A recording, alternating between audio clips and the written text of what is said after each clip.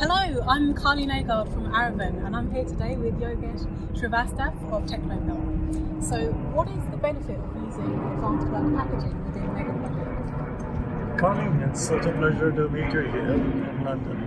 And advanced work packaging essentially systematizes a method where all the construction considerations of how you will build the job is brought up front so that there is an operational discipline and a coordination discipline between various stages from engineering to pre-construction planning to the field execution of the job.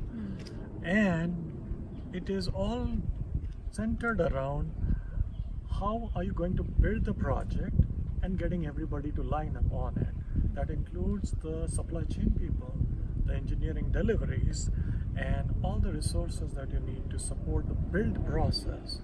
So when this happens early on a project, it brings tremendous value in terms of de-risking the scope right from the beginning itself and continually do the build process using this method and improvising work package by work package.